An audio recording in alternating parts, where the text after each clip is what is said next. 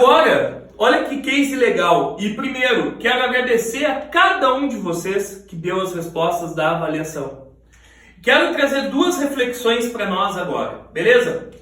De que forma essa emoção primária mais te prejudica? Devido a um relacionamento fracassado, tenho medo de me abrir para outro relacionamento. Primeiro ponto, isso é muito normal. E lembra de lembrar, humanos têm medo. E eu quero contar uma história, uma vez uma pessoa que eu tive o prazer de conviver, e hoje é uma das pessoas que eu mais gosto, entre todas as pessoas que eu já convivi, e essa pessoa sabe quem é. Essa pessoa foi traída em determinado momento. E por ter sido traída, essa pessoa era ciumenta, ela era mais controladora e ela era mais desconfiada. Dito por essa pessoa aqui no escritório. Então, ó, eu fui traído. Trauma.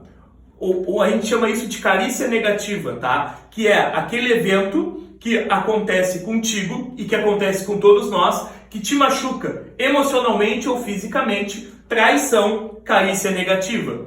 E aí eu fico retraído, é normal. E aí vamos imaginar que eu fui traído, tá? Eu fico ciumento, eu fico controlador e eu fico desconfiado. E a pergunta que eu quero te fazer é, quanto mais ciumento eu fico, aumenta ou diminui a probabilidade de eu ser traído? Aumenta. Quanto mais controlador eu fico, aumenta ou diminui a possibilidade de eu ser traído? Aumenta. Quanto mais desconfiado eu fico, aumenta ou diminui a possibilidade de eu ser traído? Aumenta. A questão aqui é, por que eu acho que eu fui traído?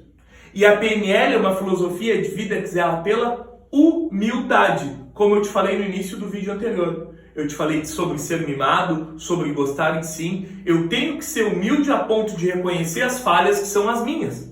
E aí, ó, eu entendo que eu tenho medo, e quando eu tive um relacionamento fracassado, eu tenho medo de me relacionar. E quando eu tenho medo de me relacionar, eu me abro mais ou me fecho mais? Eu me fecho mais. Quanto mais eu me fecho, aumenta ou diminui a probabilidade de ter um relacionamento fracassado? Aumenta. Então, muitos dos nossos problemas emocionais são dualidades. Pensa comigo o seguinte, como é que funciona uma dualidade? Mas quanto mais sucesso eu tenho, mais feliz eu fico. Quanto mais feliz eu fico, mais sucesso eu tenho. Aqui, a causa potencializa o sintoma e o sintoma potencializa a causa. Olha que bosta. Sintoma, aquilo que eu sinto. Tenho medo de me machucar. Quais são as causas? Relacionamento fracassado. Então, o meu relacionamento fracassado gera fechamento. Fechamento aumenta a probabilidade de ter um relacionamento fracassado. Então, causa potencializa sintoma. E aí o que eu faço? Eu ataco a causa. A gente vive na sociedade do sintoma. Tens dor de cabeça. O que tu faz? Toma remédio. Mas tu não ataca o que causa dor de cabeça. E eu tenho um exemplo massa para te contar de ataque de causa. Eu sei que a gente pratica o chucroute, tá? Que é a porrada. Uma vez, uma pessoa cujo nome começa com uma vogal, estava sentada aqui nesse escritório, chegou e disse o seguinte, Jonathan, eu não consigo dormir bem. Beleza, tá tudo bem. A gente sintoma não dormir bem. E aí, agora eu já quero te pedir permissão, tá? Porque agora o resto da frase vai ser para maiores de 18.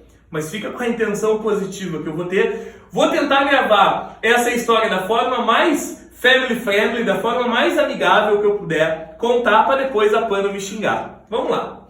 Então, olha só. Essa pessoa está aqui e diz o seguinte, Jonathan, eu não consigo dormir bem. Beleza, sintoma. E eu falei para ela o seguinte, pessoa, fulana, cujo nome começa com uma vogal, que eu entreguei aqui, que começa com a letra A. Falei, fulana, que o nome começa com a letra A, me fala mais ou menos como é que é a tua noite. E ela chegou e disse o seguinte para mim, Jonathan, eu chego em casa, 7 horas, 7h30, normalmente eu tomo um café reforçado, porque eu passei todo o tempo trabalhando, quem é gorducho sabe, chega em casa, tá com fome, tu come meio boi, é ou não é?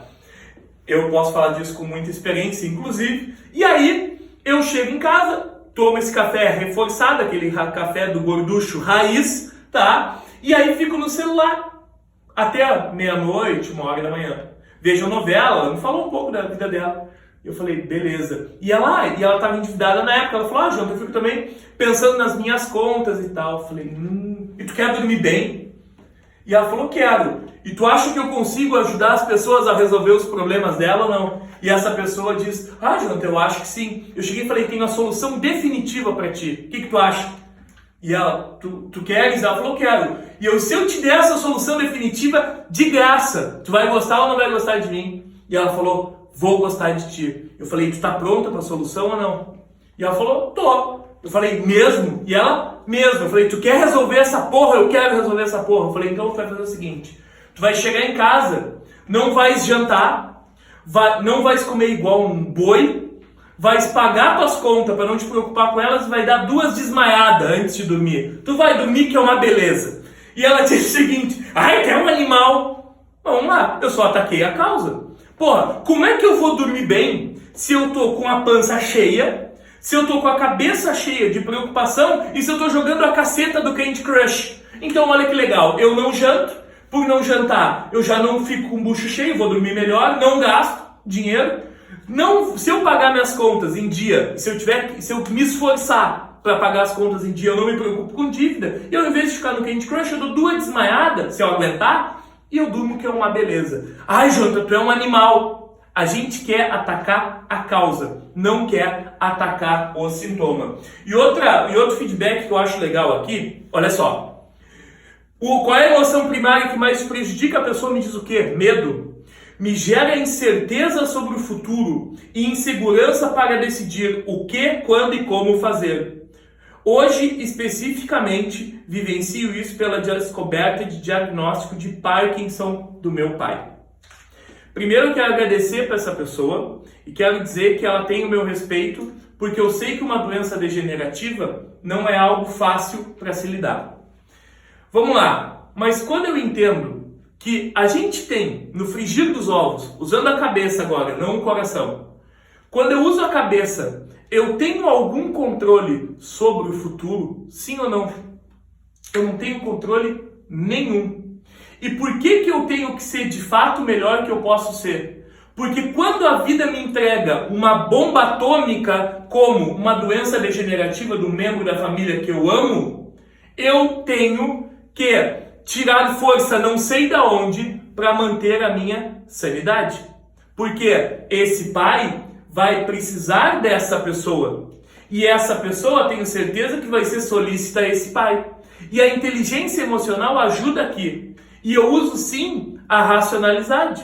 Porque eu preciso cuidar do meu pai, que tem uma doença degenerativa. Manter a sanidade traz ou não traz mais resultado? Traz. É difícil? Para o cacete.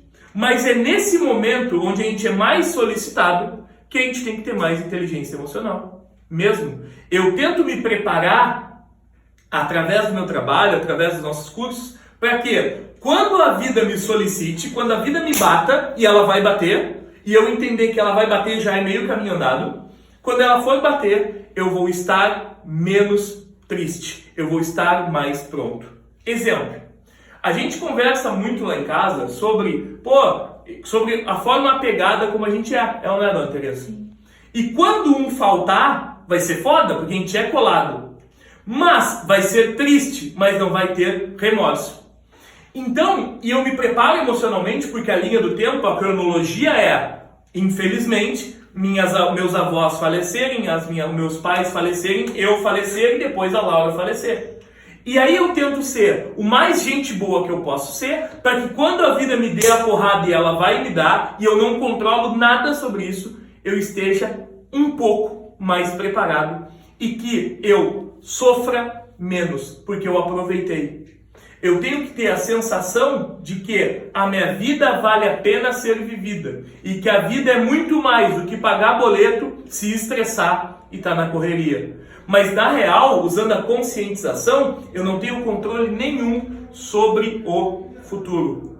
Pensa nisso. Por que eu quero controlar algo que eu não controlo? Por que eu não aceito o ineditismo da vida? Porque a vida é inédita. Na real, eu espero durar bastante, mas na real eu não sei. Eu não sei o que acontece comigo amanhã. Então eu não posso me estressar com aquilo que eu não controlo. Quer ver um exemplo besta, rápido? Eu estou gravando aqui e tem 2 caras gritando mais que eu, desgraçado, no corredor. Eu posso controlar isso? Não. Posso me estressar por isso? Não. Eu posso piorar a qualidade do nosso vídeo por causa disso? Não. A gente precisa entender, só te estressa por aquilo que tu pode controlar. E se tu pode controlar, não vale a pena se estressar. Por quê? Tu pode controlar. Então outra pessoa colocou aqui, eu tenho medo, estou colocando a minha empresa. Sabe qual é o principal inimigo do medo? Planejamento. Óbvio que a gente tem medo de botar uma empresa, sabe por quê? Porque a gente leva tudo nas coxas. A gente vive na sociedade do leva nas coxas e leva na barriga. Quanto mais planejamento eu tenho, menos medo eu tenho, porque eu já previ. E tem uma sigla que eu quero que tu conheças. Já falei isso em alguma live, que é o WCS, Worst Case Scenario. Toda vez que eu vou fazer algum movimento empresarial, eu penso o seguinte: qual é a pior bosta que pode dar? A pior bosta é a bosta tal.